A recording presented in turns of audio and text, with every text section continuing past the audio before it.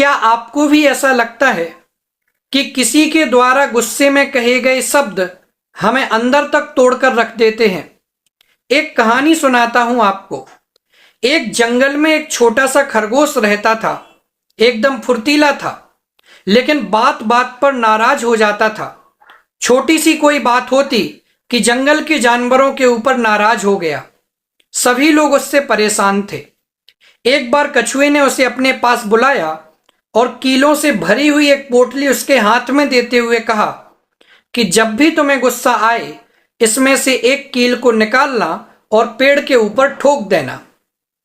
खरगोश ने इस बात को स्वीकार कर लिया और पहले दिन खरगोश ने उस पेड़ पर 30 कीलें ठोकी। इसका मतलब है कि उसने 30 बार गुस्सा किया था। लेकिन धीरे धीरे खरगोश को समझ आने लगा कि कीलें ठोकना भी कोई आसान काम नहीं है। धीरे धीरे संख्या घटती गई और वो संख्या एकदम शून्य के बराबर पहुंच चुकी थी। जब कुछ हफ्ते बीत गए, तब कछुए ने खरगोश से कहा कि अब तुम एक एक कील निकालना, लेकिन तब निकालना जब तुम अपने क्रोध के ऊपर नियंत्रण कर सको।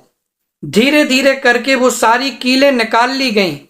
तब खरगोश ने खुश होकर के कछुए से कहा कि देखो कछुए भाई, मैंने सारी कीलें निकाल ली हैं। तो कछुए ने मुस्कुराया और खरगोश से कहा कि देखो तुमने अपने क्रोध पर नियंत्रण कर लिया, सारी कीलें निकाल ली, लेकिन इस कीलों के माध्यम से जो निशान इस पेड़ के ऊपर बन गए, वो निशान नहीं मिट सके। इस कहानी का निष्कर्ष आपको समझ में आ गया होगा कि हम भले ही किसी के ऊपर गुस्सा कर देते हैं, अपने माता पिता, अपने भाई बहन, परिवारजनों, किसी के ऊपर भी क्रोध कर देते हैं, लेकिन उस क्रोध के माध्यम से जो उन्हें अंदर तक पीड़ा होती है, वो पीड़ा कभी जीवन में खत्म नहीं होती। इसलिए हमें पहली बात तो गुस्सा करना ही नहीं चाहिए, और यदि गुस्सा आता है तो उसकी एनर्जी का उपयोग सही जगह पर करना चाहिए।